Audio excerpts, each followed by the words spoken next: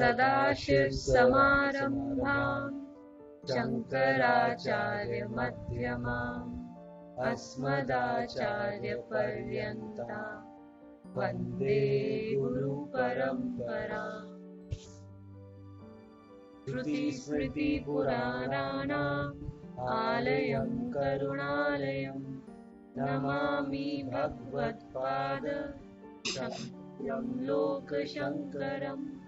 शङ्करं शङ्कराचार्यं केशवं बादरायणं सूत्रभाष्यकृतौ वन्दे भगवन्तौ पुनः पुनः। सहना भवतु सहनौ भुनक्तु सह वीर्यं करवावहै तेजस्विनावधीतमस्तु मा विद्विषावहै। ॐ शान्ति।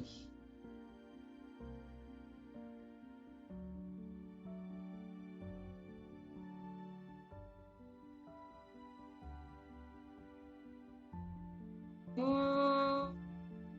कृष्णाय परमात्मने नमः। अथ द्वितीयोऽध्यायः साङ्ख्ययोगः। सञ्जय उवाच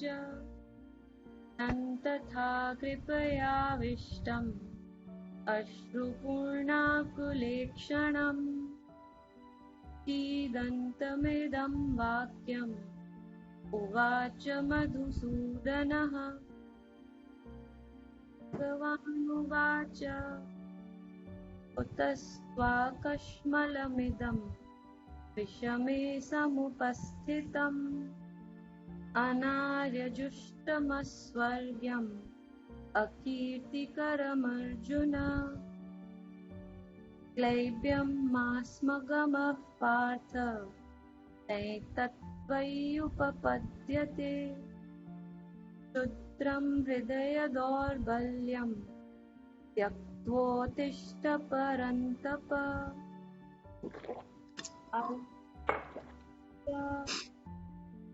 कथं भीष्ममहं सङ्ख्ये द्रोणं च मधुसूदन इषुभिः प्रतियोत्स्यामि पूजार्हा वरिसूदन। गुरून् हत्वा हि महानुभावान् श्रेयो भोक्तुं भैक्ष्यमपीह लोके हत्वार्थकामांस्तु गुरून् भुञ्जीय भोगान् हृदिरप्रदिग्धान् न चैतद्विद्मः कतरन्नो गरीयः यद्वा जयेम यदि वा नो जयेयुः ज्ञानेव हत्वा न जिजीविषामः तेव स्थिताः प्रमुखे धार्तराष्ट्राः कार्पण्यदोषोपहतः स्वभावः पृच्छामि त्वां धर्मसम्मूढचेताः यच्छ्रेयस्यानिश्चितं ब्रूहि तन्मे शिष्यस्तेऽहं शाधिमान् त्वां प्रपन्नम् न हि प्रपश्यामि ममापनुद्यात् यच्छोकमुच्छोषणमिन्द्रियम् अवाप्य भूमावसपत्नमृद्धम् राज्यं सुराणामपि चाधिपत्यम्।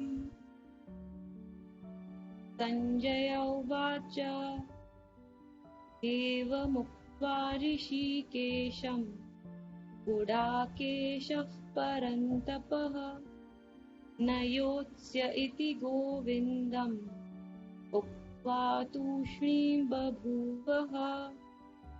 तमुवाच ऋषिकेशः प्रहसन्निव भारत सेनयोरुभयोर्मध्ये विषीदन्तमिदं वचः. Very good. So, continuing now further, Chapter 1 of the Gita has established to us the fundamental symptoms of a human being, that he attributes as his unhappiness in any form. Arjuna has shown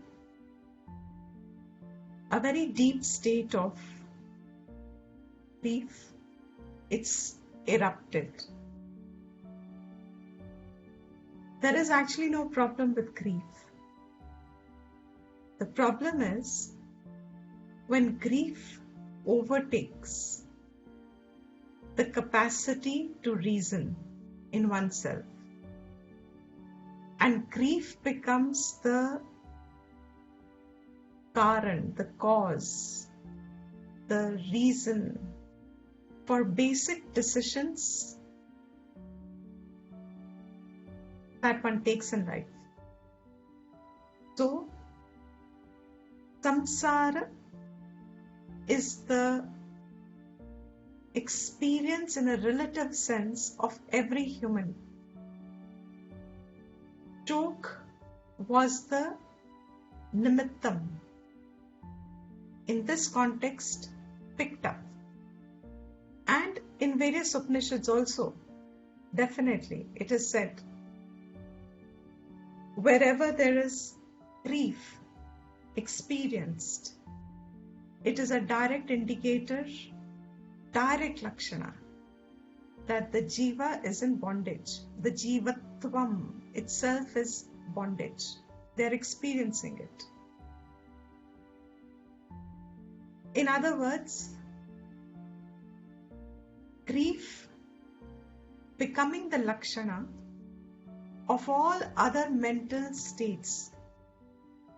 In the present time, especially with a lot of medicine that has evolved or evolving still, mental health is a very big concern.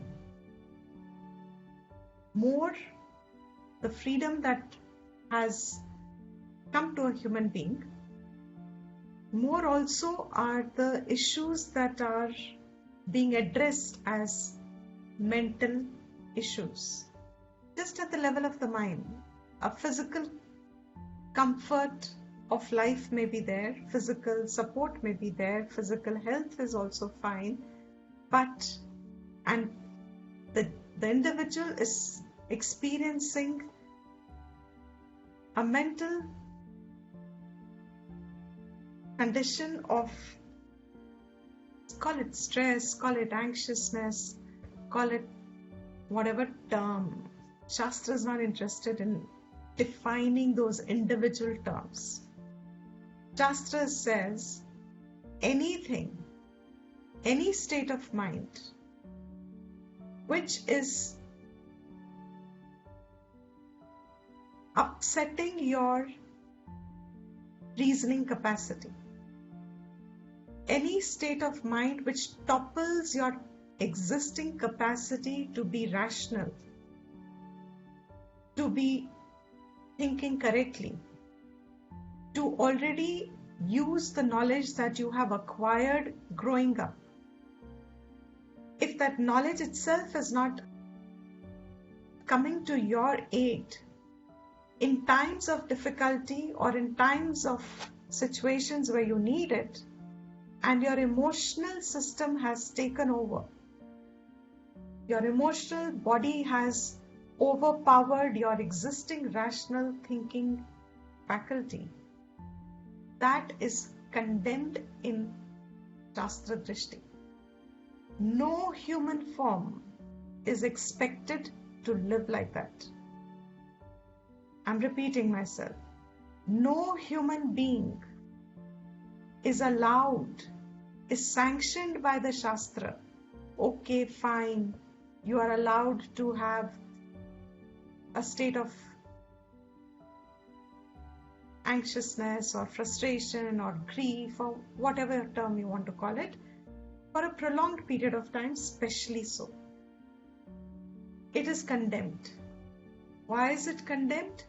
Because at that point when the thinking is faulty in an individual, when their own sense of right and wrong that they have acquired in the past also, whatever has kept them fairly peaceful and happy and harmonious in life, if that faculty has also got overpowered, then it's a very vulnerable state of that human being, and any decision this human being makes in this state of mind is likely to affect the future course of life.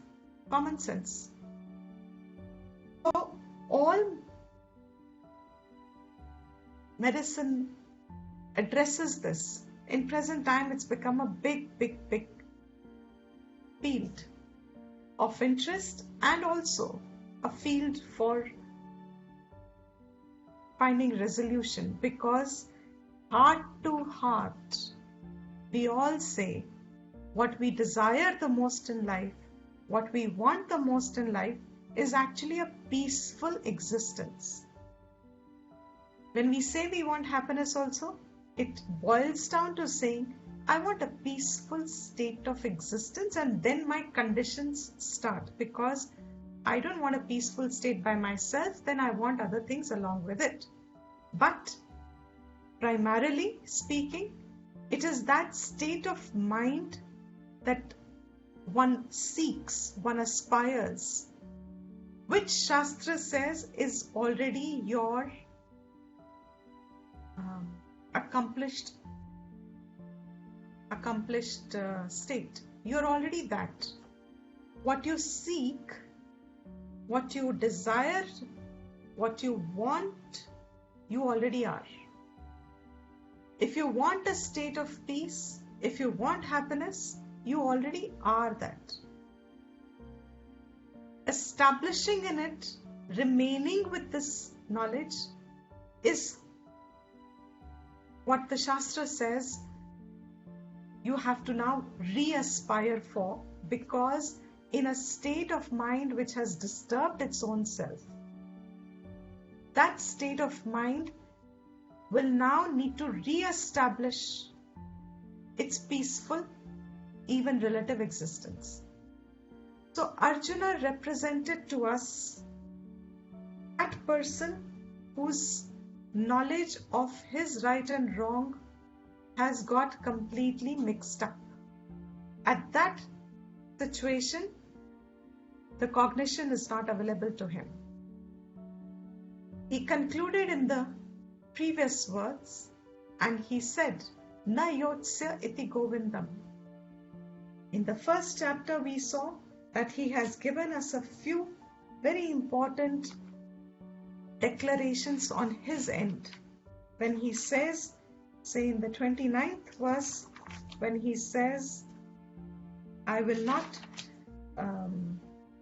sidanti mama gatrani. He says, my hands and my limbs and my mouth is all parched. That level of confusion is giving me physical symptoms. And then he had continued further to say, my legs are shaking, and he says, I even see omens, bad omens around me, telling me that I should not fight. And he had said, Na shreyaha anupashyami. I do not see any welfare in this war for anyone at all. And he concluded here, in between gave a lot of reasons. Na yotsya iti govindam. I am not going to fight. To which Sanjaya says to Dhritarashtra, as a binding verse before Bhagvan starts addressing the mind of Arjuna. And he says to him, Rishikeshaha, Prahasan iva. as if smiling. As if smiling, this is a Moola verse. Moolam verse means it is there as is. As he's smiling, Krishna's smiling. So one wonders, Arjuna's state is so terrible in front of you. He's got tears in his eyes, his limbs are shaking, etc. And why is Krishna smiling? He seems to be mocking him. And when do you mock a person? Commentators of various kinds, especially two very important, I found interesting was Anandgiri would say he's smiling prahasan iva, because on one hand he had said before, Shishyasteham shadimam tvam prapannam, I am your Shishya, tell me what is good. On the second hand, now Arjuna said, I will not fight. So Krishna is kind of telling him, you have already decided not to fight, then why are you asking me? Why are you even taking my opinion? That prahasan iva. So, kind of telling Arjuna, it's almost starting to, when you are sad and you are dejected, have you ever heard, if anyone knows a counselor and has heard their part of the story from a counselor's side, if someone comes really depressed and wants to seek some advice or counsel, and if you are not a loss, as if showing no sympathy with them. You get what I mean? You're not participating completely. You're not saying, you're right. Hota hai, really bad for you. I'm so sorry to hear. What happens to the other person? Gets more upset. No, you don't understand. You've not understood my point. They'll go on saying, but you've not understood my point. And you're trying to tell them you have understood. And that is why you cannot go hand in hand with them and their state of mind, because what will happen otherwise? If you go on verifying to them, even if out of emotion you extend your emotion to them, you extend your empathy to them, what will happen? They'll think they're right. They'll think they're right. And therefore what will happen? They'll sink deeper into their sense of rightness about it. That it is a right feeling, that I am feeling all this is going to get accepted by them, and there can be no resolve, no correction after that. So what is the one who stands here? Krishna stands across Arjuna, to whom he has to revive again. Prahasan iva, that iva word is very important. Iva means as if. He was smiling as if. As if smiling means he stands so distant mentally, acknowledging fully what Arjuna's condition is, but at the same time accepting that this state of your mind, Arjuna, does not befit yourself. You yourself cannot slip into this state. So this Vishada, which is the Lakshana of your confusion, moha, shok and moh, have now become this combination where the shok, the grief, has resulted in moh, confusion.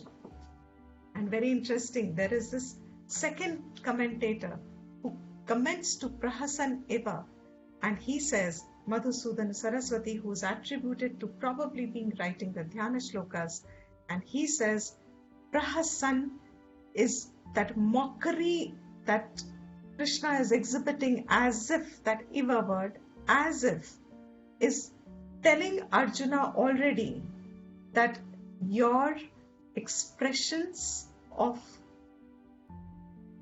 on the battlefield, what has happened to you is now absolutely, when you mock means you are bringing them down. And when you bring them down, it is kind of a shame, is how Madhusudana Saraswati puts it. It's as if bringing shame to another person when you mock the other person. And here that Iva word is helping to say, because Arjuna had taken Shishyatvam, Krishna is using this Prahasanna, Iva, as if he is smiling to him, mocking at him, to shake away, not to shame him, but to revive his discrimination, to revive his thinking capacity. सोचने के लिए, because suddenly if he finds his own, to whom he looks up to, is giving him a mocking glare. If you feel as if you're inspired by someone and they're mocking you, what will happen to your subtle body? What will happen to you within? It'll curl within. It'll go, in a defensive mode completely, because it takes you aback. You're not expecting that as if. But here, Krishna is giving that prahasan iva, and this is a characteristic of one who has knowledge. He will never agree. He will be with you, but if you're in the wrong, he is not going to agree with you. He will go along with you to help. It's almost like saying, अगर आप डूब रहे हो, तो बचाने वाले को भी क्या डूबना चाहिए तुम्हें बचाने के लिए? If somebody is drowning, is showing that extra care means I also drown with you. Or what is extra care? That care for the person means I have to prevent you from drowning. So in that sense, he says that prahasanna is now beginning to, Arjuna's mind gets a complete contrast of what he was expecting from Arjuna. That state shakes him up. So here now, Shankara again gives this in a very condensed way before Bhagvan starts answering, and he says, Praninam shoka mohadi. Whatever we have said is all from this line, and that is why I'm taking this line. It's important. Just highlight it if I can. Yeah, I can.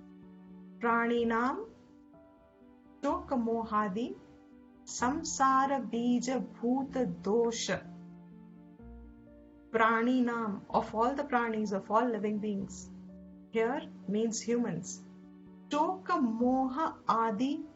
Shoka moha adi means from that thinking state, whatever gets done, and shok includes all the other states. That is your samsara bija, the seed sown. Acting out of that state of mind, I'm putting it in as non-technical as possible. Acting out of that kind of a state of mind is the cause of, you've sown the seed, samsara bija. What? Dosha. It is a dosha. What will happen? Udbhava karana pradarshanarthatvena. He says the first chapter has shown us that samsara bija is the dosh which erupts, which is seen there, and because of which what has Arjuna shown it as?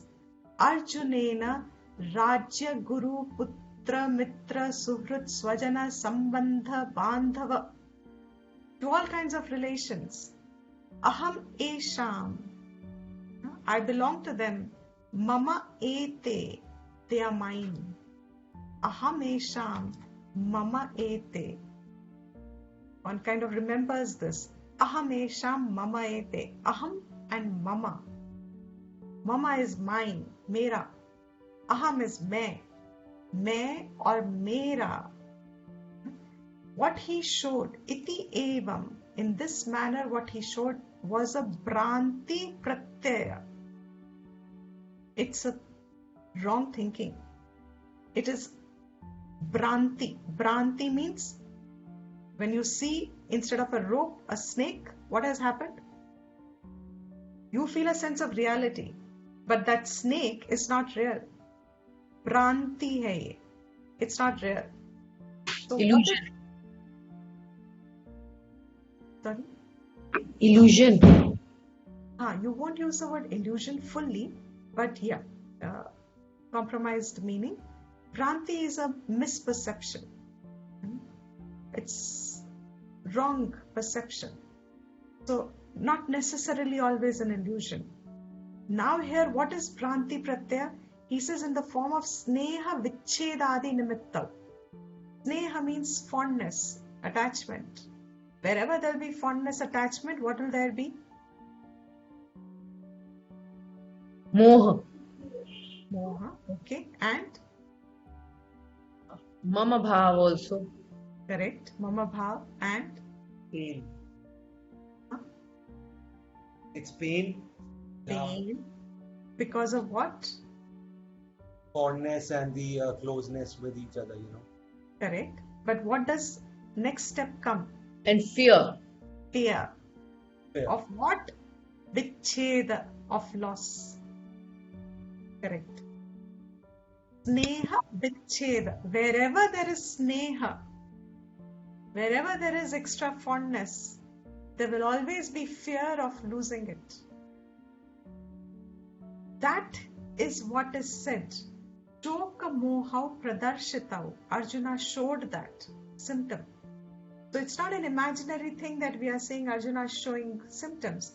Here, mama aham, he has said this in the beginning portion of first chapter, and he says it, katham bhishma maham sankhye. Even in the second chapter, he says, how can I fight these people? Bhishma and Drona, how can I fight? He has sneha for them. And that sneha brings up fear of loss. And as a result of which, shoka moha bhyam hi abhibhuta. Exactly what I have said, here it is in Sanskrit. Because of shok and moh, abhibhuta overpowers. My best example for this is, when you put milk on fire and at a particular temperature, when milk reaches a particular temperature, what happens? Overflows. That's abhibhuta. It overflows. So when the shoka moha has overtaken your thinking, your subtle body, it's all there. Uske alawa kuch aap soch nahi pa rahe. When there is grief felt, there's no other thought that is coming to you. You are so engrossed in it. You are so involved in that state of mind. That shoka moha is abhibhuta, overpowering. What? Viveka vijnanaha. Your own viveka and vijnana, knowledge. Your own capacity to think and your own knowledge is overpowered. There are no other thoughts possible other than shock, grief and allied emotions, which are now consuming your mind completely. There's that repetitive thing, Purana record hota tha na? That turntable. It would go on and on and on and on and on. After some time it goes and it stops, but then it goes on again. And my other example, best example I find is a conveyor belt. A conveyor belt, when you are traveling and you pick up your luggage, if you miss picking up your luggage, don't worry, keep standing. It's a conveyor belt. It'll come back to you. This is what happens to certain minds. Thodi der ke liye those thoughts, even if they go away, they come back. As if they were placed on a conveyor belt. For a little while, your mind went here, there. They're returning back to you. After some time, you find your mind is consumed with the same level of thoughts all over again.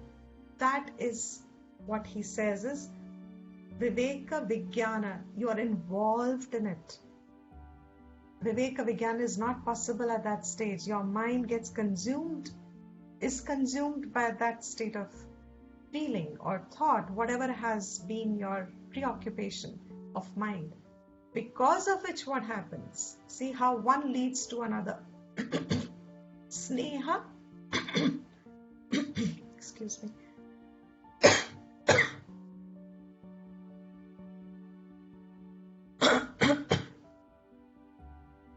All he felt was sneha. It's not a wrong emotion. It was justified emotion. But sneha at a wrong time erupted. And he faced vicheda, fear of loss. Because of which what happened? This shock and moh overpowered his viveka, capacity to think, discern. His own knowledge, vijnana, is now not available to him. Because of which what happens? Swataha eva, his own. Tatra dharme yuddhe pravrittaha api. His own knowledge of his own Kshatriya dharma in yudh, on battlefield, what is he supposed to be doing? He was fully cognizant of his Kshatriya dharmas before this moment. He'd come prepared for it. So you cannot say he never had knowledge of dharma. He had knowledge of dharma. He knew what he was supposed to be doing. That somehow, what he should have got engaged in, he says, suddenly, that abhibhuta of shok and moh, because of which, tasmat, therefore, because of which, yuddhat upararama, he wanted to withdraw from the war. Maini karunga. Sometimes children show this very often, and good parenting is if you recognized it and handled it carefully. When children have exam and they're not prepared, what are the excuses they make? Or if they have some challenge and they're not prepared for it, what kind of excuses they come up with? And I will not do. Oh no, what is the use of say choosing this field of activity? What is the use of going into this career? Because they are scared at that moment. The Viveka Shakti is clouded by other immediate rise of emotions. So what did Arjuna say? He says, I don't want to fight. He wanted to withdraw from the war. Kshatriya dharma was his dharma. He was aware, he was prepared, but because of this chain of thoughts, I'm calling them a chain of thoughts that flowed one after another. Because of this chain of thoughts, the end is that he wants to withdraw from the war. He says, yuddhat, from yudh, upararama, withdraw. What is the harm? No problem. If he had said this before they had started the war, declared the war, they could have sat one evening, coffee house, let's discuss whether we should be fighting the war or not over a cup of coffee. Let's consider the pros and the cons, and should we. At that time, they could have decided. He could have said, I don't think. All the same reasons if he had given at that time. There was nothing wrong in it. It was not wrong. That time it was not wrong. Where is it being called wrong? That now he has no choice to withdraw, but he wants to. His mind also is actually prepared for the war on one hand. He had prepared him, but the other part of his mind is now not ready to cooperate.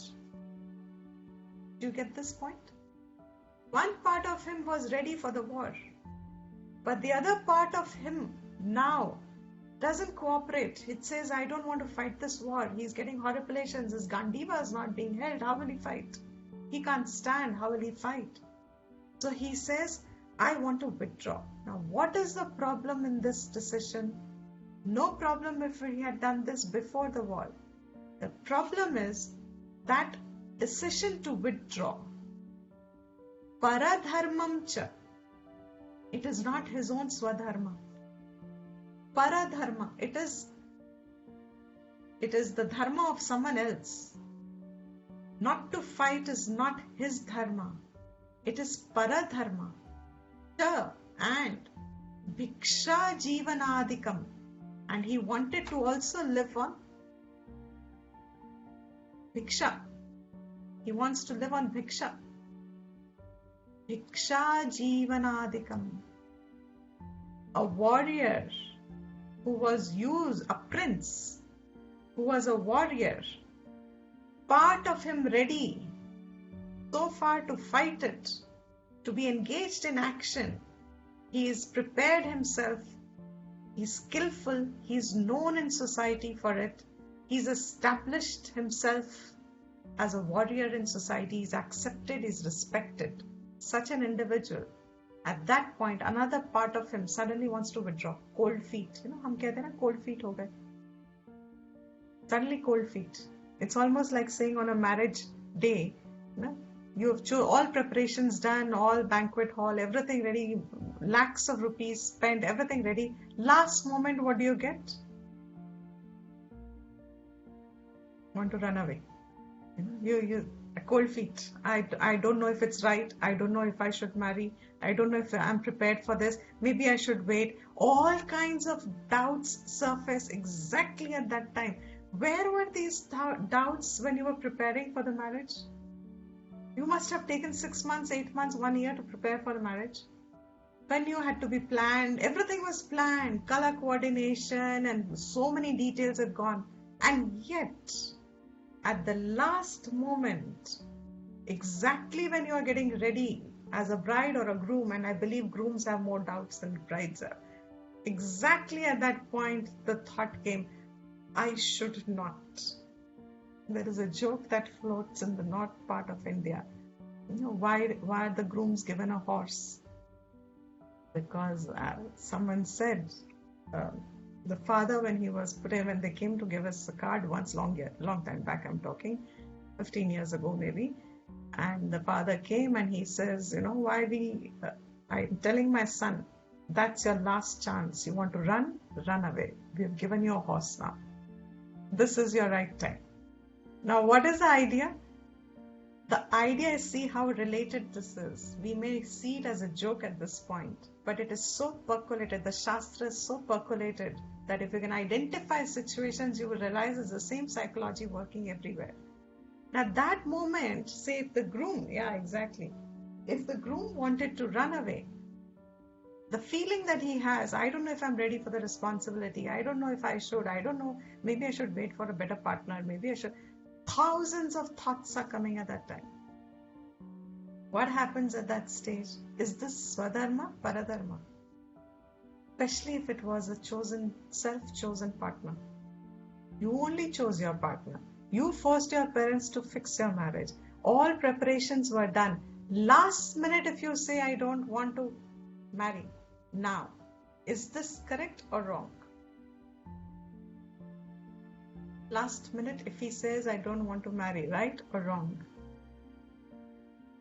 That's it. Okay, now and not only that, then he declares further, I will never marry.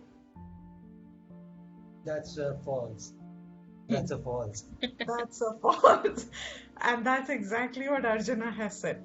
I will live a life of bhiksha. One who was ready to fight a war now says, I don't want to lose them. As if he adopts a life of bhiksha, he's ready mentally to go through the struggles, but is he going to be with his own people that he wanted to spend life with? That reasoning that comes up at that time. He says, this bhiksha jivan adikam kartum pravavritte. I will engage myself in. Here afterwards, I take to a life of a wanderer, parivrajika. Parivrajika means I will not stay at one place, at one point. I'll keep moving in society and live on whatever I get. Bhiksha is and engage my life for the higher. It's not begging, it's bhiksha. Bhiksha is different from begging. So he says, I will live that. Now, this was Arjuna's first chapter. In fact, his conversation. Shankara says, Tatha cha, in the same manner. What happens to Arjuna? Tatha, in the same way, exactly the same way. Sarva praninam, to all the pranis.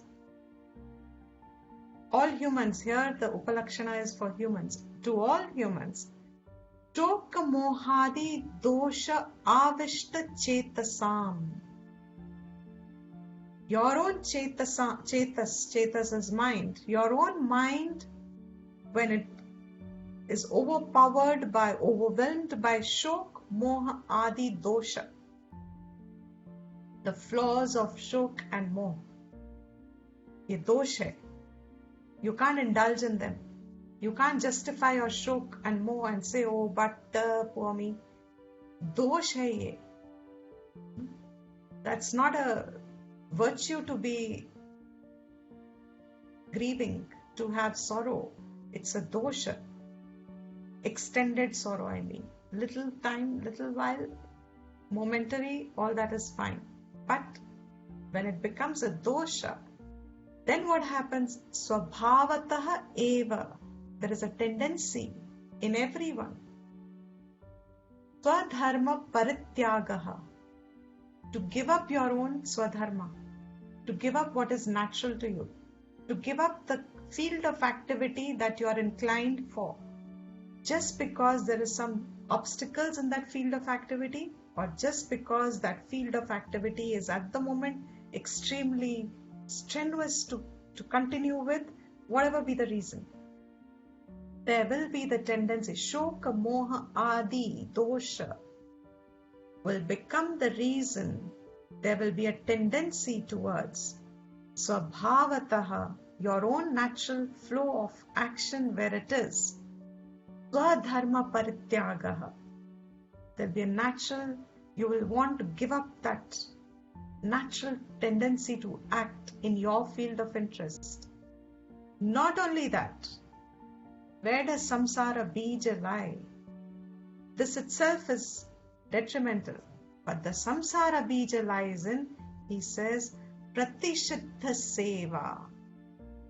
When you will give up your swadharma, you will take up doing what you're not supposed to do. Pratishiddha.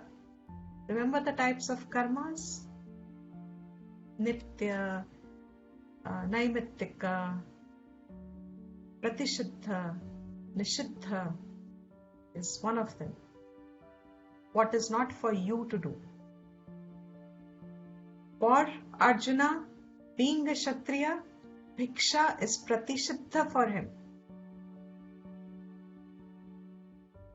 For all of us, and it is in so many lives you will see around us, the minute there is an emotional outburst of some kind, you want to give up that field and say, okay, I'll do this, instead I'll do that, maybe I'll just take up, if you're a very good in business and you've had a loss, now the thought will be, let me forget it, let me just go, let me start teaching, let me start doing something completely opposite of what you are inclined for.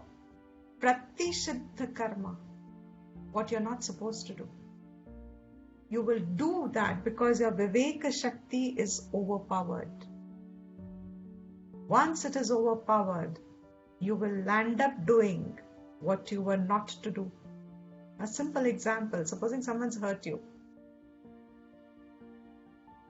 and constantly keeps hurting you for a period of time. What is the natural tendency? But you have so far observed the maunam, the value of remaining quiet for the sake of family. One day, the hurt takes you over. It's too hurtful. What do? What has been your natural tendency? Not to aggravate the situation. You know that if I respond back in a similar manner, I will aggravate the situation. You prefer not to aggravate the situation. So you remain quiet. But the minute you do that, then if that hurt overtakes you, what will be your natural tendency at that time? You'll lash out. You'll lash out very badly. Pratishiddha karma. And will it stop there? You will realize later, you'll feel bad for both now. You've lost your peace of mind. Barely only you, suppose in your drishti, you were the one who was suffering. In your drishti, not in other person's drishti. This is all very relative. You were feeling hurt. Once you do this, Pratishiddha, I love the word that Bhashyakara has used here. Pratishiddha seva. You will serve. Serve as in you will take upon. You will become the weak person when you do paradharma. When you engage in your paradharmic nature, it weakens you. That seva is not a virtue over here. You will serve it. It's like, Brihat Bhav, like I am good for nothing kind of you will start taking it, and then it will keep on reducing your natural tendencies, your character, your nobility, everything that you earned so far, you will start diminishing in it. Pratishiddha seva cha syat.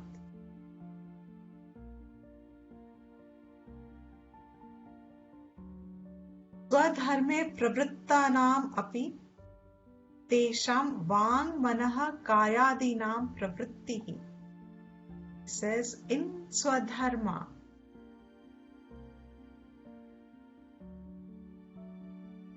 the actions that are done is from your speech, from your mind, in your body. What we have seen in details in Upadesha Saram, so I'm not covering those. These actions, pravrittihi, what do you do? Palabhi sandhi purvika eva sa ahankara. Along with ahankar and phalasandhi, they are here. You will write them.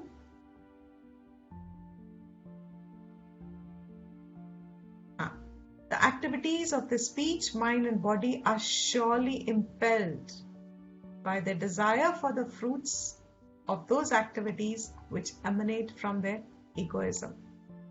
So, this is a natural tendency. Tatra evam sati, this being so. Now, how does the samsara cycle start? Dharma, adharma, upachayat. Upachayat means collection. Dharam and apadharam, or adharam. Dharam means collecting the fruits of your dharmic activities. Adharam means collecting the fruits of your adharmic activities. Dharma, apadharma, upachayat, they start collecting, growing. As a result of which, what happens? Ishta, anishta. Ishta means desirable life. You having a desirable life. Desirable means that which everyone desires, comfortable life and etc. Anishta means life full of struggles, not desirable. Because of your dharma and upadharma, adharma means punya and papa in relative terms. Ishta and anishta janma.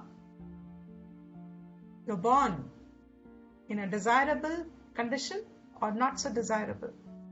And that janma is lakshanaha of samsaraha, because you get sukha dukkha prapti. I'll repeat this. Once the actions, even in swadharma, forget paradharma, even in swadharma, you do actions with phal sandhi, attached to the fruits, and from your egoistic, I am the doer, मैं ही करता हूँ, मैं ही सारे घर के काम, मैं ही सारी दुनिया का बोझ, मेरे ही कंधों पे सारा भार है, I alone work, I alone do, I run the show, I am so busy, I have no time for myself, you have no consideration of how much work I do, you can't see you don't know what sacrifice I have made, सुन के भी लगा कुछ sir को हिला. Did I make sense? हाँ. So that is ahankar sahit. When the mind is overcome with ahankar in your action, I do, I alone do, I am the one, and along with it there is attachment to the fruits. Even in swadharma, this is the way people act. Because of such actions, this is a very important paragraph, life-changing. Because of such actions, what happens? There is a samsara bija has been sown. Why? Ishta anishta janma sukha dukkha prapti lakshanaha samsaraha anuparataha bhavati. You are now experiencing samsara, because that samsara means sukha, dukkha, long time dukkha. Also because we hold it in our minds for very long. Sukha, short time, lollipop, happiness, आई और चली भी गई, पता ही नहीं चला. How that happy state of mind was so short-lived. Now again I have another condition, again another stress, and again another situation that I have to handle. Now today this problem, tomorrow that problem. In between I have some little respite. I meet my old friends, or I go out, or I go for a vacation. I have some little nice time, and I have some respite. Everything goes smooth. Suddenly I get money from unexpected sources, or suddenly I have that little respite, that little sukh, and then again I am burdened with a lot of problems. Dukh. This sukh and dukh ka jo, like light and shadow, that they keep playing with each other. That sukh and dukh have the nature of light and shadow. It seems to, always be together as if, that is the samsara lakshana. Now he concludes, ityataha. That is why I had only highlighted this, because I should highlight it in another color. Because if you can grasp this, the rest of the Bhagavad Gita will be easy along with what we are saying. Ityataha samsara bija bhutau shoka mohau. Therefore, samsara bija is in shok and moh. Do you see the whole chain of reaction? How that whole sansara chain sets. Does everybody see that? That is what Shastra said, and only in the Gita will you see this krama so clear. Even in an Upanishad you won't get this krama. Therefore this is a very, very important portion. If this text was burnt away, when all our university books were burnt away, if this was lost to us, we would have lost this knowledge. There was millions of texts that have been burnt by invaders. This is the level of nature of knowledge which no secular book can teach us today. None of our education will bring us this knowledge to us. They can give us the knowledge of how to earn, goals to set in life. That's fine. Nobody rejects that knowledge. But when things don't turn your way, the state of your mind, how to handle it, that is only in the Shastra. And how are these books preserved? Hundreds of people used to write them down. Manuscripts were made. Those manuscripts were burnt away. Thanks to so many such people whose manuscripts must have preserved in some corner or the other, that when on independence we were able to publish them as printed books. Therefore you have this knowledge. It's an extremely precious knowledge in my vision. If I didn't have this, you do not know what is moksha. You do not know what to aspire for in life. You do not have a higher ideal because you do not know what is the problem. Now the Shastras identified the problem. And this is not a teacher's teaching. Shastras identified the root cause of samsara. This paragraph is completing the cycle. One more step is to be taken, which now Bhagwan, without addressing it, speaking about it, will straight away address it. But so far, this much.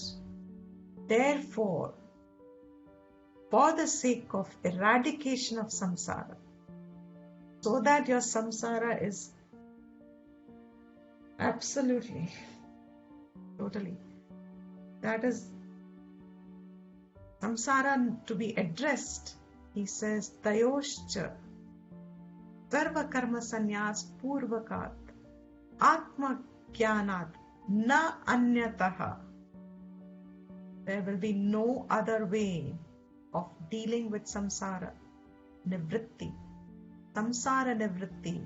There is no other way, na anyataha, no other way, no karma, no upasana, no aggrandization of material wealth, no punyam, nothing can help you.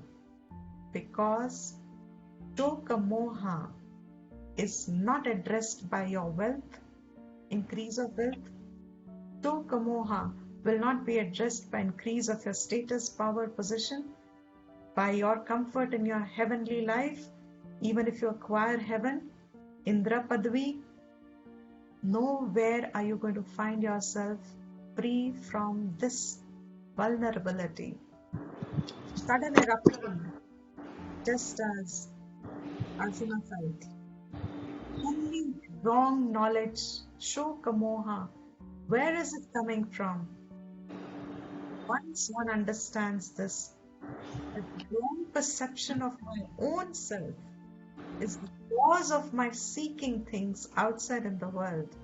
When I settle down to see my own self, examine my own self, first and foremost is kind of reduced to virtually, that's the part that the Gita is going to show us. Tayoshcha, someone's Divya, your mic is on. Tayoshcha sarva karma sanyas purvakat atma jnanat. Therefore, atma jnana preceded by sarva karma sanyas, giving up of this realm of action and fruit and action and fruit, and abiding in atma jnana, discovering your nature. That is going to be the solution to end samsara. Iti tat upaditikshuhu, to teach this. Upadesh dena, with a desire to educate people. Sarva loka anugrahartham, for the sake of all the beings, not just for Arjuna. The Gita is not for Arjuna alone. For the sake of all the beings, sarva loka anugraha artham. What did Bhagvan do? Knowing him as he is, Arjunam nimitti kritya. He made Arjuna nimitta. Nimitta means what? Just an incidental cause. Arjuna was an incidental cause. But through him, for the sake of humanity, for the sake of human beings, for posterities. When was Mahabharata written? That even today Bhagavad Gita is relevant, and it will remain relevant till the end of creation. The same condition will remain as long as human species is there. This knowledge has a context. It's not an old knowledge. It's not an ancient knowledge, because that human mind, wherever it experiences samsara, its nivritti is only in Atma Jnana. And Arjun was a nimitti kritya. Bhagwan made him a nimitta. And therefore, aha, now Bhagwan says, Bhagwan Vasudevaha, aha, in the following verse. In between, Shankara gives a beautiful, because he uses the word sarva karma sanyas purvakat. There are a lot of purvapakshas to this theory. But he gives all that which we are bypassing for now. It's too preliminary to get into such detailed study. We will go straight to Bhagwan's Uvacha. Shri Bhagavan Uvacha. Anyone wants to follow me? Dipiji, I can. Shri Bhagavan Uvacha. Shri Bhagavan Uvacha. Ashocyananvashocastvam. Ashocyanan Tvam. Prajnavadanscha bhashase. Prajnavadanscha bhashase. Gatasuna gatasuncha. Gatasuna gatasuncha. Nanushocanti panditaha. नानुशोचन्ति पण्डिताः श्रीभगवानुवाच अशोच्यानन्वशोचस्त्वम् प्रज्ञावादांश्च भाषसे श्रीभगवानुवाच अशोच्यानन्वशोचस्त्वम् प्रज्ञावादांश्च भाषसे गतासु न गतासूंश्च नानुशोचन्ति पण्डिताः गतासून गतासूंश्च नानुशोचन्ति पण्डिताः श्रीभगवानुवाच अशोच्यानन्वशोचस्त्वम् प्रज्ञावादांश्च भाषसे गतासु न गतासूंश्च नानुशोचन्ति पण्डिताः श्रीभगवानुवाच अशोच्यानन्वशोचस्त्वम् प्रज्ञावादांश्च भाषसे गतासु न गतासूंश्च नानुशोचन्ति पण्डिताः. Correct. So here he's saying now direct address to Arjuna. Shloka moha adi, mind occupied. Sanjaya said, Krishna was prahasan eva, has waited for him so far, till Arjuna said, you guide me, what am I to do now? This is my present state of mind. Bhagvan says to him, first and foremost, Ashocya nanva shochastvam. Tvam, you. Ashocyan, those who do not deserve to be grieved. Those जिनके लिए तुम्हें रोना नहीं चाहिए. You should not feel bad for, sad for. Ashochaha, you are grieving for them. It's like when a patriot gives up his life for the country, how their family members hold their emotions, because he's done an honorable deed. He's done an honorable duty. You're not supposed to grieve for it. Even if there's a personal loss, you still uphold. You see those people's families' character is also different. The soldiers, their family holds themselves with such grace, holding back their personal feeling of loss because their family member doesn't deserve to be brought down in their stature by the very action that they have done. They are honorable people. They deserve your honor, not your grief, not your loss. Whenever you say, I am grieving for someone, I'm going to deviate a little. When you say, I grieve for someone, let's be honest. Be very honest. Who are you really grieving for?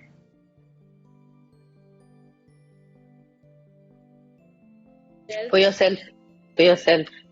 Rekha, we don't need much knowledge there. Everyone who's got... Why has Arjuna got tears in his eyes? He is upset. Why is he upset? मेरा क्या होगा? He And he feels wants to be the one to kill all his loved ones. also correct. But your idea is, my life without them will be empty. That's what Arjuna feels. I may have all wealth and possessions, a kingdom, but without these people, my life will be empty. So he has tears overwhelmed in his eyes, appearing that he's crying for their loss certainly, but the attention is on his life. And that's true for everyone. Vedanta gives a very big siddhant. Vese it's too early to say in this text, but I'm still saying it. Vedanta gives the siddhant that you can never ever know another, experience another. Therefore, you cannot cry for another, you cannot be happy for another. You can never experience another, period. You don't have an experience of another. If you don't have an experience of another, it is a thought, and a shift of a thought can change your bhav, can change your feeling. As long as that other you're perceiving as mine, if it's mine, the bhav is different. The minute that my cuts away, the bhav will change. The feeling will change. That my seems to be connecting your emotion, your feeling, binding as if to them, and then the feeling justifies itself, looks in the Laukik sense, it's acceptable. Dunya mein it's allowed, it's fine, as if you're crying on the death of another. You don't cry on the death of another. You cry for your own life. What will happen to you when he dies, she dies? So for people who have lived honorable life, lived a respectable life, have lived a life as they should be living a life, they have not wasted their life, they have not gone into the directions where they ought not to have gone. Life is full of all kinds of choices. They have chosen a life to live honorably. Ashocyan, they don't deserve grief, but you are grieving for them. That is one state of your mind. The other state of your mind is prajnavadamscha bhashase, and you're talking, bhashan. It's like you're talking like a very learned person. Prajna, jiski hai. Prajna, jna means janna. Prajna means अच्छे से, wise people. How wise people talk? Vadan, bolna. You're speaking words like those wise people speak, learned people speak. So he has said, no, all those atatai means he has a dharma ka gyan. They are atatais, he knows what you should do in your dharma. So he has all knowledge of dharma, all there. Kulakshaya, karpanya doshaha. He knows all the dharma's gyan. So he is a learned person. On one hand, he is giving himself, he's giving statements of speaking as if he is a very wise, learned person, and his buddhi is still available to him. On the other hand, Bhagvan is telling him, you are grieving for people who you should not grieve for. This seems to be the basic sentence. Why? He says, Panditaha, those who are truly the Panditas, well-learned people. Pandit of any subject can be Pandit, but we'll see what Bhashyakara gives the meaning of Pandit. Those who are truly Pandits, na anushochanti, they do not grieve. For whom? Gata soon. Soon. Asoon is pranas. Gata, jinke pran chale gaye, those who are dead. Agata soon, those who are still living, not gone yet. The wise grieve for neither. Neither means neither for the living nor for the dead. They don't grieve, in other words. The wise don't grieve for the living nor for the dead. Those who are there for their sake, for the living, there is no grief. Those who have lived, for them also there is no grief. Now here, to give the right meaning to every word, we take the help of the Bhashyam. As we have said in the introduction, there can be so many angles from which even now, if I leave the Bhashyam, I can give you 5-10 classes completely only on this shloka, with different interpretations, bringing it in life, bringing it from different angles, so many ways in which you can look at it. But you have to nail down what is going to be samsara nivritti. And the whole Shastra has to address ekavakyatvam. It has to show one statement that it is possible to live a life without all this baggage on the mind. It's possible to aspire to live a life without baggages on the mind. And not only that, that's a relative life. That's still easy. Some skills and you can still manage. But you can also aspire for self-knowledge while you are living where you are living. That is going to be the process. So here in this verse, there is no siddhant given really. There is no knowledge. It is like a pratigya vakyam. Remember, I have said this in the first chapter. Shastra has a style, and that style is available in Laukik knowledge, dunya may be. Like you make a theorem or a statement and then you give reasons to prove that, then you may give examples to support that, then you may bring in contradictory views and then defend your point, and then you conclude with the same statement that you made first. Therefore, tasmat, like in maths also you do, therefore, x is equal to y. X is equal to whatever. You started by suppose x is equal to this, and you conclude therefore x is equal to this. This verse is like a pratigya vakyam.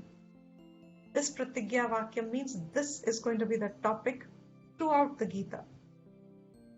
Ashocyananvashochastvam prajnavadam shabhashase. Though the first line is addressing Arjuna, to Arjuna he is telling us, panditaha, the learned people, though, how do you know your knowledge is correct? You know your knowledge is right. You have knowledge when your mind is balanced, is stable. You are neither in Shloka nor in Moha. So he says these wise people, na anushochanti panditaha. And what are panditaha? The one Shankara gives here, again I'll highlight in another color so your attention goes to it. Panditaha, first let's start from there.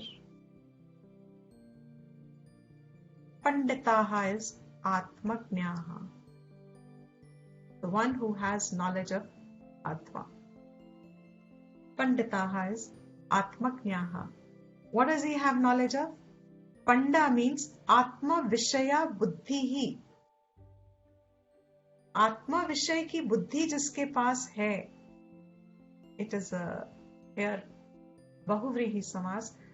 Panda is Atma Vishaya Buddhi Yesham te. Those who have the buddhi of Atma Vishay, Atma ke Vishay ko leke. Atma Vishay ka जिस पे ज्ञान है, जिसको है, उसको पंडित कहते हैं. And Shankara says, I am not saying this. Shankara also, when he makes important statements, he will always quote the Shruti Praman. Gita is a Smriti Praman. Shruti Praman, if you remember the previous classes, Shruti Praman is Upanishads. So he says in the Brihadaranyaka Upanishad, he says, Pandityam Nirvitya. You come to Pandityam, you gain Pandityam through knowledge. In what manner? Shravanam, Mananam, Vedibhyasanam. How do you get pandityam? Not by ratoing, not by just, but by shravanam of the shastra, then mananam. Think over it. Question it. Don't just blindly follow it or accept it. Try and understand it. When you try to understand it, it has to be said it's understood when you start seeing its relevance in life. When you're able to make those connections, when your mind starts connecting it, life entirely and its happenings, when that connection starts to happen, you know that your mananam is now being fruitful. Your mind will remain anchored in the subject. And then nididhyasana is deeper contemplation or just deep specific reflection with reference to whatever's inhibiting your greater anchorage into the knowledge. So, panditaha, the main line is the second line. Na anushochanti. They do not grieve. Who are these? Those who are dead or gone. No reasons given here in this verse. The reason will be in the following verse. He will say here, Uttaha te ashochya. How come they do not grieve?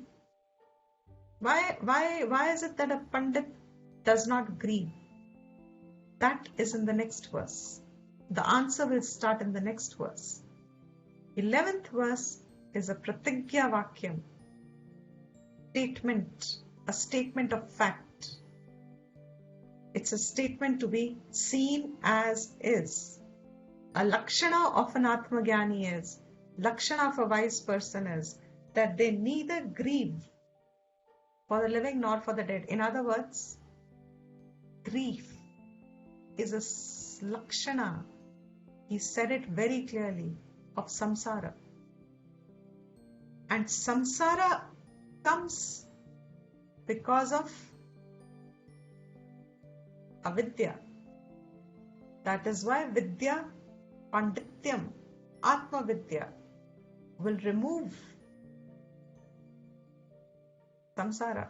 Therefore, such a person has no grief. Let's put it in another way. Can you imagine Krishna grieving? Even in a battlefield, such a complex situation. When Duryodhana and Arjuna also came to him, throughout his life he's had very complex situations in life. Right from the moment he was born. He was born in a jail. Born to parents that who cannot bring him up. On a very stormy night, river was overflowing. No way he could have been taken to. Still, he had to fight his own relatives. His own mama was right after his life. Wanted to kill him. Did not want him to live. His own uncle did not want him to live. A normal person would have collapsed yahin pe. हाय मेरी जिंदगी कैसी है, क्या किया होगा मैंने, पता नहीं, पता है, buckets and buckets of salty water. How many would have been collected in a whole lifetime? This much. And then he goes, somehow he's brought up lovingly. Throughout his life, you see, there were complex situations. You see Rama's life. Complex situation. What are we talking about? Our situations in life. When we are caught up in our situation, it looks the end of the world. इससे बुरा हाल किसी का हो ही नहीं सकता.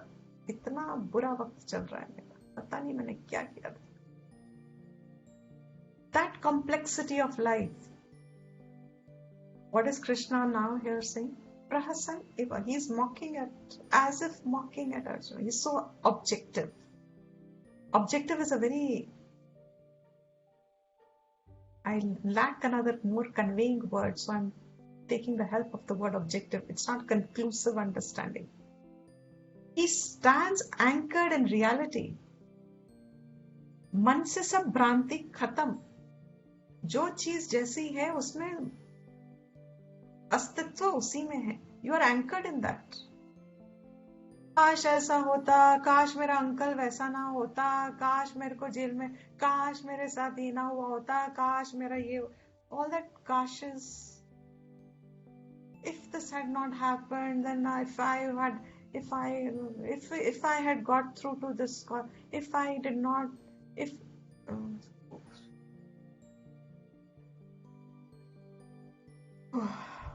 how tiring बोलने से भी, no? And yet you find one or the other around us having the same mind, caught up in it. This complex situation, externally looking, internally, if you are grounded in reality, is very easy to discern and separate. When is a situation overwhelming us? When can we not separate a situation and decide what is to be done? When you are sitting in it. Why are you not sitting anywhere else? Because there is no knowledge. Where else can I sit? So what is Atma Vidya giving us? It is giving us a whole bundle of information, which is actually not information. It is knowledge of your own being. ये जो अभी गतवान है ना, गतसून, अगतसून अभी है ना प्राणी, जिसके अभी प्राण गए नहीं है, जो अभी टॉकिंग है, वॉकिंग है, ईटिंग है, स्लीपिंग है, एक्सेट्रा एक्सेट्रा, यू नो, जो अभी ये सब कर रहा है, अगतसून, all that he has to remember is, and I give this as an exercise. When you wake up in the morning and you can remember that this breath, agata soon, now, tomorrow morning I do not know whether I wake up or not. I could be gata soon for others. I am agata soon now. And when I sleep at night, I don't know if I'm waking up tomorrow. Now tell me, what are the burdens of life? They'll all dissolve away. Shanti, immediate. Because आज का जो जीवन है ना, let's just live as is to be. Whatever can be done right, let's do right, because that right is at least the support. Because Atma Vidya, I can say if I have or not. If I say I don't have the knowledge of who I am relatively, also, then it's only my own punya and pap, my dharma and adharma upachiyate. Whatever I have collected is what is going to be the base of my next ishta anishta janma. So what is the day I can spend today? I don't know whether there's tomorrow or not, but today I can spend rightful living. If I spend rightfully living, then automatically my tomorrow is taken care of. And this is how, by the time you come to third and the fourth chapter, if you are following the text, if you truly are following the text, you are almost half liberated by understanding. Just the right understanding liberates you. Half liberation. Why? Because no situation of life can be complex enough for you to not be able to stand apart from it. Any situation of life, you are always apart from it, because Atma is never a part of it.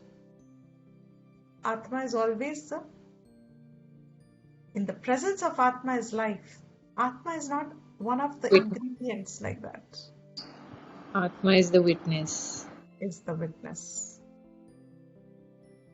So at least that much information I have, that keeps me objective. And so objective means that you are able to stand distant from anything, to be able to discern. So even if the emotions overwhelm for a moment, to stand, okay, let the emotion pass, then I'll decide what is to be done. Let me not act on it straight away, etc. So, the wise do not grieve is like a lakshana of a wise person. They do not grieve. And what do we mean by grieve? Again and again, I'll point out this. It's taken some time to establish. Even in another book, it says, Chandogya Upanishad, it says, Tarati Shokam Atma Vidya. Atma Vidya means knower of Atma. Tarati Shokam. Tarati swims away. पार हो जाता है. किसके पार हो जाता है? शोकम. शोक के पार हो जाता है. Chandogya Upanishad says, the one who knows Atma Vidya goes beyond shok, crosses the capacity crosses the grief, state of grief. And even in Ishavasya Upanishad it says, Tatra ka mohaha ka shokaha ekatvam anupashyataha. Tatra kaha mohaha. Where is there moha? Kaha shokaha. Where is there shoka? Ekatvam anupashyataha. For the one who sees, anupashyataha, sees ekatvam, who sees non-duality, who sees advaitam. Ekatvam, there is only one. And what is that one? Anyone? Atman. Atman. Brahman. Brahman. Tat Tvam Asi. That I You am. are that. What are you? That Brahman art thou. You are. That Brahman is Ekatvam. So wherever there is now, take the corollary. Wherever there is going to be the vision of Anupashyat, wherever there is going to be seen a division, a separation, otherness, duality. Complete the sentence, anyone? Wherever they will see a division, a separation, Then that person is Agyan. is There'll be Agyan. lack of knowledge. as lack of knowledge. that person is not an Atmavit. Like Is not an Atmavit. Has got Agyan. Right. Agyan. As Agyan. Whenever you will see, as long, and we are all seeing plurality in the world, no? Tabhi to itna tera, tera, mera, mera hota hai. Why is there tera and mera? Even our countries have to fight on a thin line which even Earth doesn't recognize. That this country starts here and this country ends here. Earth also doesn't recognize. Prithvi doesn't recognize that ye iska desh hai, ye iska desh hai. But hey, mamatvam.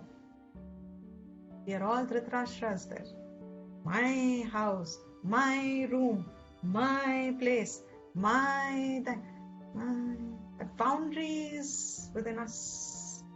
So as long as it is there, we are not going to have peace in ourselves. We won't experience the peace. All these symptoms of samsara is one word. Everything that the modern psychology addresses in human beings as human ills, mental ills, everything, one word. It's fascinating. Shastra is not interested because it knows ye nahi hoga to kuch aur hoga. It doesn't matter. Truly doesn't matter whether you are having more greed or you have more jealousy as a problem. It doesn't matter. Because they will keep stemming up as long as the root is there. The root cause is Agyan. As long as there is Agyan, you will see Dvait. As long as you see Dvait in your perception, there is always going to be attachment and fear of losing. They will both be there. So here, just to complete some words because they're beautiful in meaning, Ashocyaha, the first word, Ashocyaha. So that Bhashyakara says, Bhishma Dronadayaha. Referring to these people, you should not grieve. Why? Sat Vrittitva. Sat sat vritti wale. These people are noble. They have lived righteous lives. They have lived honorable lives.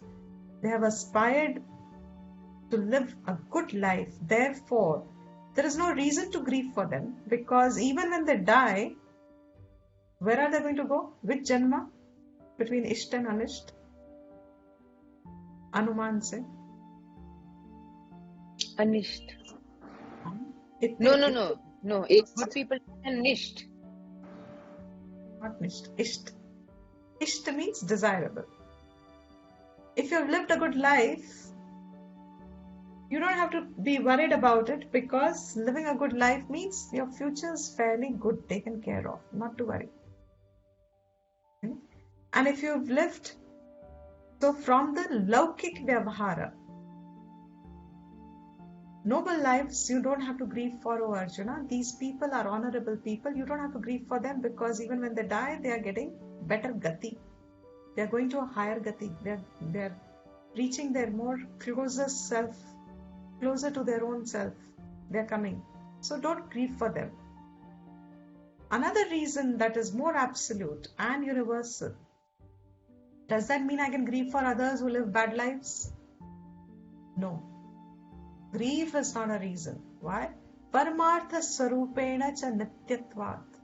Because from a paramarthik drishti, the paramartha swarup of everyone is nityam. You are ever there. There is no death. There is no loss. So paramartha drishti, you are ever there. And from a laukik drishti, satvrittatvat, both are these reasons why you should not grieve. So he says, Nityana shojan anushochasi ataha mudha asi ati iti abhiprayaha. What is the abhipraya? Means what is the by Bhagvan telling him these? He's saying if you are grieving, you're only being foolish. Mudha. That means the statements that you have made contradictory to each other. On one hand, you are saying, I will lose them. I fear their loss. On the other hand, you have given all these wise words. This is showing mudhata. You are only being foolish. Ataha mudaha asi iti abhiprayaha. Then, uttaha te ashochya yataha nityaha. So between the two verses, how Bhashyam helps us, it builds the thought flow. The previous verse will leave a question. The next verse answers it most often. And Bhashyakara's job is to give the sambandha between the two. So this is a sambandha Bhashyam, connecting the previous to the next. 12.0. Wherever there will be a 0, that is a sambandha Bhashyam. Afterwards there will be paragraphs like 12.1. In this book it's like that. So if there are more, then there will be more paragraphs, like in the 11th verse we saw. So sambandha Bhashyam is, why is there no grief? Because yataha, because nityaha, nitya hai, कोई है ही नहीं जो अनित्य है. Paramarthically, from your swarupa drishti, there is no death. How? How is that? That 12th verse Bhagwan will now answer. How is it that paramarthically, and it starts with paramarthik drishti. Samsara cause identified, Krishna identifies it as avidya. As long as there is avidya, mudhata rahegi. Therefore, get to the root cause. Vidya first. Paramarthik vidya of your swarup. That knowledge given first. And then later on, because Arjuna will take time to revive like all of us are. When you've slipped into this, it will take some time to come. So then conversations will start, and that's how 18 chapters will continue. But Bhagwan will finish it in the first 30 few verses actually, up to 37, 40, he finishes the topic. Therefore fight, he will tell. But Arjuna is too engrossed, still not revived fully. So thanks to him, we will get entire knowledge of how to conduct your life. I'm concluding. How to conduct your life with reference to what should be your attitude in action, what should be the emotions you entertain, what thoughts should you encourage, what you should just stay away from. Avoid completely in your life, even if it falls in your environment. Reject it. How do you use your will? How do you use your sense engagements? Everything. What should be your purpose? What should be your goal? There's so many questions that get answered for a discerning person. And if not so discerning also, it doesn't matter. Bhagvan Uvacha, that Shraddha itself is enough to follow. Okay? So we'll end the class here. Yes, there will be fear, correct. Can you conclude the class, Priyanka?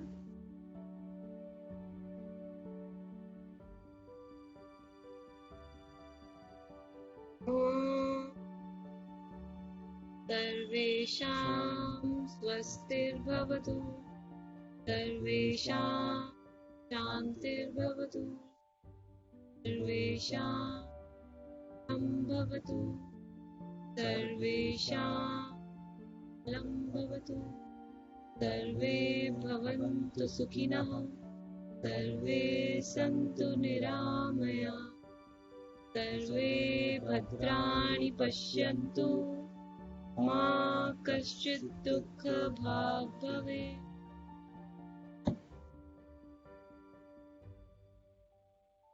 One.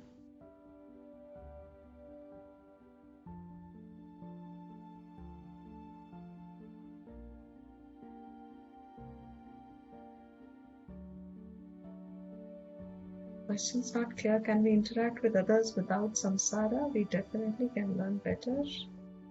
I don't know what that means. Can you just send a mail with your description of the question, because this question is not clear. Can we interact with others without samsara? Oh yeah, okay. Of course you can interact with others without samsara. In fact, you're supposed to interact with others without samsara. That's the ideal thing. Yes, correct. So, Deepti ji, just a question. When you say that Krishna is mocking Arjun, could it be a happiness that he gets to give the gyan because he waited so long for a student to come by whom he kills? If we say he waited so long for a student, yeah, you can say that. That's another tika. It can be commented as a tika because this is a personal interpretation of why he was smiling. There is no, like Bhashyakara has given us, so we have at least some standard to follow. Those verses where Bhashyakara has not given anything, it's free to interpret. So yes, he could be smiling, but it looks a little unlike that he's smiling because of that, because he's not happy that he's collapsed on the battlefield. He's not happy to start he doesn't want to start teaching on the battlefield, really speaking. But Deepti ji, the reason he took him there was because he knew he's going to collapse, right? That's true. But that was more, yeah, you're right, actually. That's true. He took him there purposely because he wanted him to be prepared for the loss that he's going to be facing. That's right. So maybe, yeah, I would say I would accept it as a tika. Start making your personal notes. Who knows, if you learn well, we can have a tika. I want to grasp it. I don't want to write it. I know, I'm joking. I'm really joking, yeah. No, but you're right. There is no reason to refute or say it is wrong. It is quite logically possible, and he was just happy that finally, like we say, Murga Phasa, that kind of, thank God somebody's asked me, finally I have a chance to teach this. But we'll have to substantiate this interpretation for the rest of the Gita and in other texts. Then we can verify that. So till then, the standard ones that have been accepted is some reason has to be given. Why Prahasan Iva? Why does Vyasa write Prahasan? Why is Krishna showing that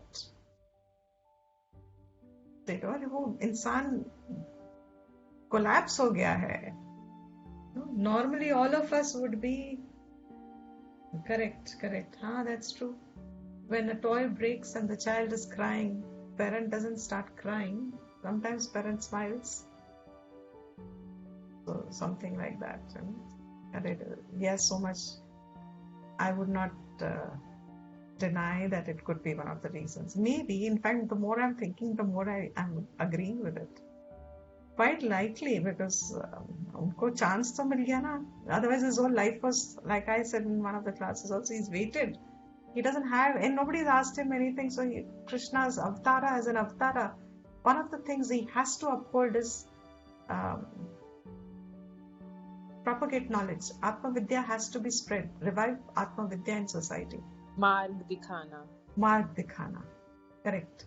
So वो अभी तक उनके life तक हुआ नहीं था. So that as an avatara, he can only be going back to his unmanifest state when he completes his job. So Arjuna gave him that opportunity for sure. Dipti, had he done Uddhav Gita by this time, or Uddhav Gita came later? Later, much later, just before he was to take final exit. That's the time Uddhav asks him. That's much later.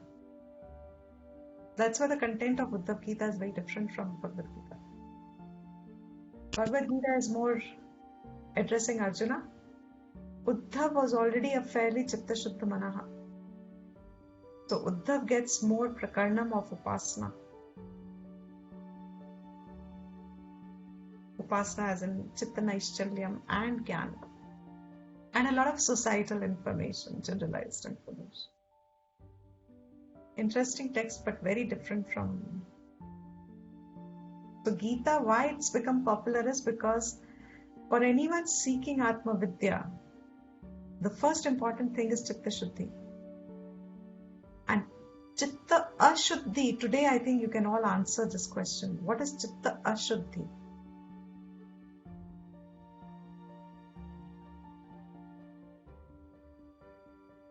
The more your man is stuck in sansar, and the more that you are grust with tok, moh, all of these problems. Right. Now the Shloka, I forgot to mention this. Shloka has a definition. Again in one of the tikas, I think Anandagiri tika.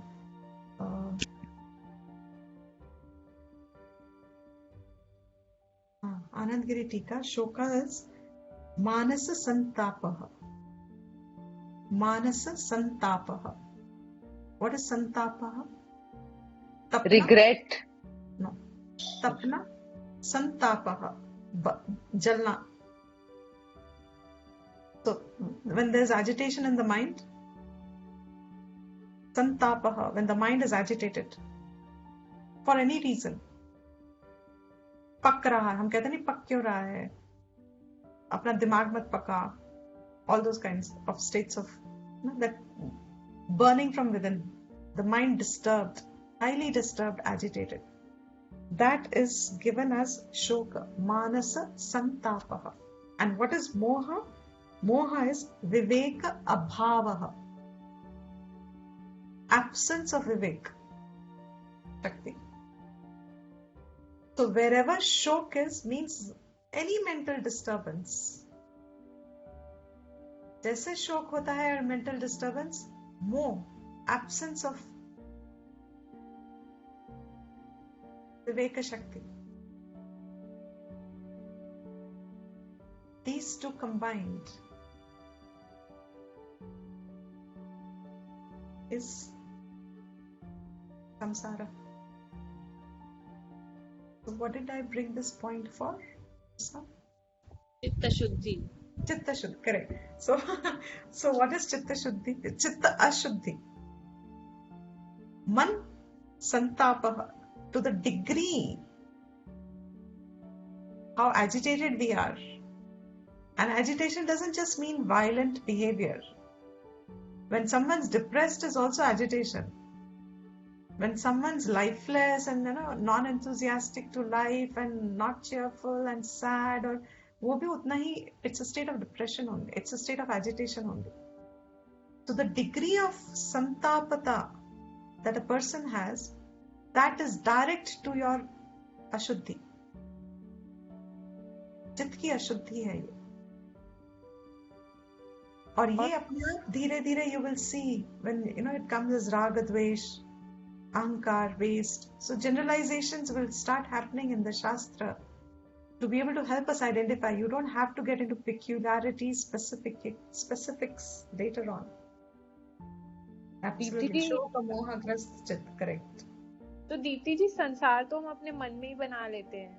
सारा दिन कुछ ना कुछ तो चलता ही रहता है, कुछ खत्म तो होता ही नहीं है. तो मैं यही सोच रही थी कि हमें कर्म करने की जरूरत क्या है. संसार तो सारा दिन मन में चलता ही रहता है, कुछ ना कुछ सोच ही रहे हो, किसी के बारे में सोच ही रहे हो, राइट? तो वो till the time we don't have that, वो संसार जाएगा ही नहीं. Exactly. Now you see the recurrent behavior.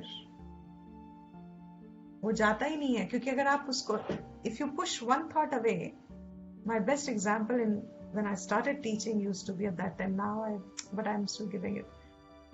Supposing there is no class at this time, I still find it very fascinating though. Supposing I say tomorrow there is no class, your time, your mind, is it going to be blank at that time? 1.5 घंटा? What will it get filled up with? खाली नहीं रहेगा, वो शास्त्र में नहीं घुसेगा, वो it will not take that time to do the similar activity. Your mind, your time, your energy will get filled up with something else. And that's what Shastra says. स्वधर्म छोड़ के परधर्म में लग जाओगे. Relative context. May not always be, but you will do something else other than what you're supposed to do. No, you're completely right. You are right. That's exactly what Shastra says. That's why that paragraph, the more इस paragraph को जितनी आप पुराने हमारे mothers used to गांठ बांधते थे ना, saris याद रखने के लिए, इस paragraph को गांठ बांधनी चाहिए. Till the end, till your Brahma Sutra, this paragraph is going to be your nourisher. As you keep understanding more, you will realize you are able to see pan-human life, pan-life. Pan-life means across. You will see it across everywhere. Because it's like gravity. You will not say, I see it here, I don't see it there. Gravity is universal. You will see it everywhere. Similarly, this knowledge is universal. The more you digest and understand, the more you will see its pervasive application. It's everywhere. It exhibits everywhere. It reveals everywhere. Is that clear? More than clear for now. Now the thing will be to hold it. So we'll end the class here. So in other words, let's end it at the point. Shastra will want us later on.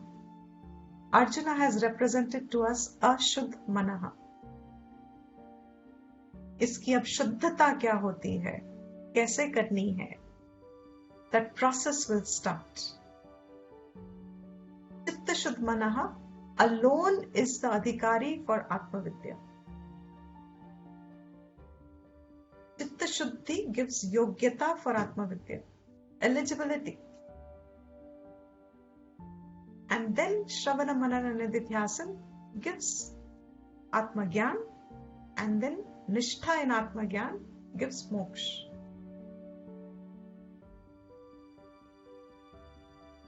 So at the moment we grapple with Chitta Ashuddhata. Thank you everyone. We'll see you tomorrow. Namaste. Thank you, Dipti ji. Thank you so much.